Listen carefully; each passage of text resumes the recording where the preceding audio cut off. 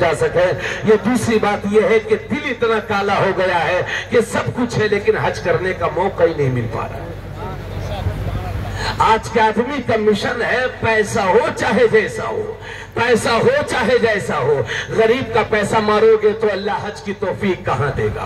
पूरी जिंदगी डंडी मारोगे तो अल्लाह हज की तौफीक कहां देगा। सूद पर पैसा उठाते बैठे हो, अल्लाह हज की तौफीक कब देगा। और एक गरीबों, आपको मायूस होने की जरूरत नहीं है। अगर अल्लाह ने हज को फर्ज फरमा दिया है तो फिर हज अदा करो, और अगर आप गरीब हैं, आप पर हज फर्ज नहीं है, तो फिर आपके लिए मेरे नबी की एक हदीस मेरे पास है, बतौर तोहफा पेश करता हूं। अगर आपके माँ बाप जिंदा है तो हदीस सुनिए और जिंदा दिली के साथ सुनिए। मिशकात शरीफ की हदीस है, मेरे नबी करीम सल्लल्लाहु अलैहि वसल्लम इरशाद फरमाते हैं, जिसने मोहब्बत के साथ, इताअत और फरमा बरदारी के साथ, जिसने एक बार अपने माँ बाप के चेहरे की ज़ियारत की तो अल्लाह उसे एक हज मकबूल का सवाब अता फरमाएगा। सुभान अल्लाह, सुभान अल्लाह। एक हज मकबूल का सवाब। भाइयों, सबके हज थोड़ी कबूल होते, मैं बार बार कह रहा हूं। और आला हजरत ने पहचान बताई है, आला हजरत ने पहचान बताई है कि हज के कबूल होने की पहचान यह है कि जब इंसान हज कर लेता है और उसका हज अल्लाह की बारगाह में कबूल हो जाता है तो उसकी तीन पहचान है। पहली पहचान यह है कि जिस हाजी का हज अल्लाह कबूल फरमा लेता है उसके दिल में अल्लाह का डर बैठ जाता है, अल्लाह का खौफ बैठ जाता है। और दूसरी बात यह है कि जिसका हज मेरा रब कबूल फरमा लेता है, ऐसा बंदा नेकियों से मोहब्बत करने लगता है। और तीसरी बात यह है कि जिसका हज मेरा रब कबूल फरमा ले वो बुराइयों से नफरत करने लगता है। तो तीन पहचान है। पहली पहचान यह कि हाजी के दिल में अल्लाह का खौफ बैठ जाए। दूसरी पहचान यह कि हाजी नेकियों से मोहब्बत करने लगे। तीसरी पहचान यह है कि हज करने के बाद बुराइयों से नफरत होने लगे।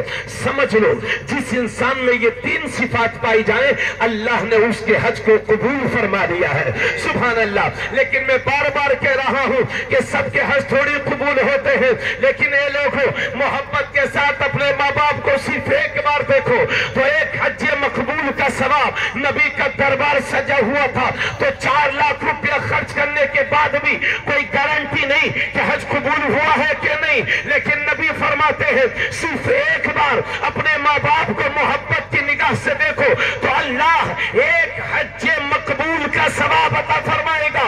इतने में सहाबी खड़े हो गए और अर्ज करते हैं, या रसूल अल्लाह, अगर कोई एक दिन में 100 बार अपने माँ बाप का चेहरा देखे तो कितना सवाब। तो नबी फरमाते हैं अल्लाह उसे 100 हज मकबूल का सवाब अता फरमाएगा। बेशक सुभान अल्लाह। नारे तकबीर, नारे रिसालत, जश्न ईद मिलादुन नबी।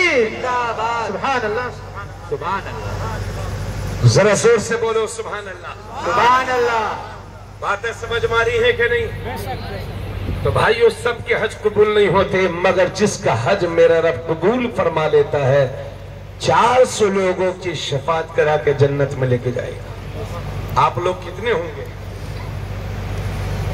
अब आप लोग हाजी साहब के लिए आए हो तो इंशाल्लाह हम लोग का हक तो बनता ही है ना। बेशक बेशक।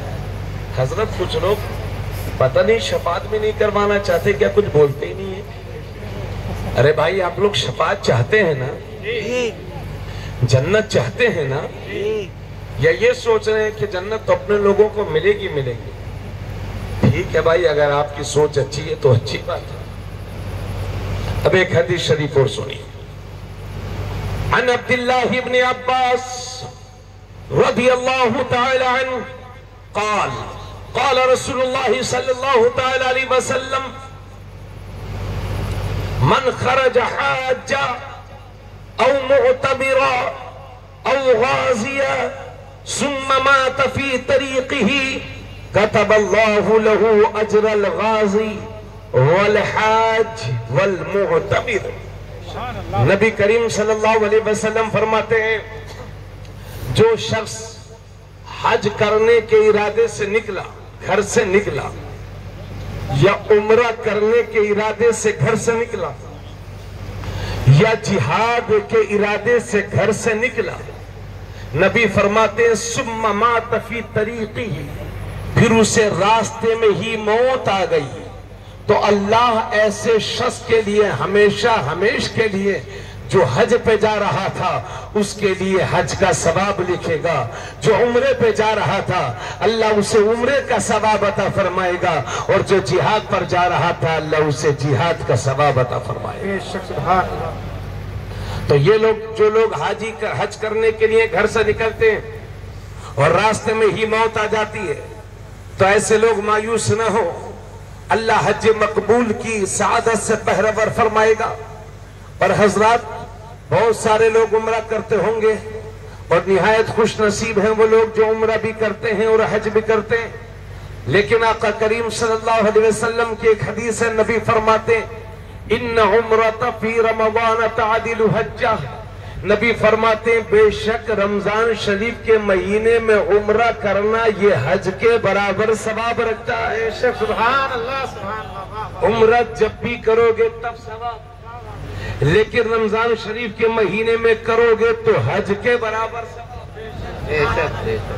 और नबी करीम सल्लल्लाहु अलैहि वसल्लम फरमाते मन अरादल हज फलयुअज्जिल, जिसने हज का इरादा किया उसे चाहिए कि इस इरादे को जल्द अज जल्द पूरा करे। कुछ लोग इसी मजमे में बैठे होंगे, 10 साल से इरादा बना रहे होंगे, फिर कोई जमीन मिल जाती है 2-4 बीघा, सोचे जमीनें खरीद लें, फिर इरादा बनाया, फिर कुछ पैसे इकट्ठे हुए, फिर कार खरीदने लगे, फिर ट्रैक्टर, सोचा लाओ मकान ही बना ले। मेरे दोस्त, ये दुनिया की उलझने हैं। अगर अल्लाह इस लायक बनाए तो हज के अदायगी के लिए जल्द अज जल्द कोशिश करें। हाजी साहब हमारे जा रहे हैं, इसमें कोई बुरा मानने की बात नहीं है, ये पूरे इंडिया के मुसलमानों की प्रॉब्लम है। सबसे ज्यादा बूढ़े हाजी अगर किसी मुल्क के होते हैं तो इंडिया, बांग्लादेश और अपने पड़ोसी मुल्क नेपाल, पाकिस्तान के सबसे बूढ़े हाजी होते हैं। और कुछ लोग तो अपने माँ बाप को शौक में भेजते हैं नाम कमाने के लिए, है ना, नाम कमाने के लिए, ताकि हमारा नाम हो जाए। अगर इस तरह की नियत से हज करते हैं तो कोई फायदा नहीं है पैसा बर्बाद करने से, है ना। नामो नमूद के लिए हज नहीं किया जाता। हजरात, हज जिंदगी में एक बार फर्ज है, और मैंने बाज किताबों में, किसी किताब में पढ़ा था कि एक जिंदगी में एक बार हज करना फर्ज है, और अल्लाह इस्तिताअत दे तो हर 5 साल में एक बार हज करना ये मुस्तहब है। यानी अल्लाह इस्तिताअत दे, हैसियत दे तो हर 5 साल में एक बार हज कर लेना चाहिए।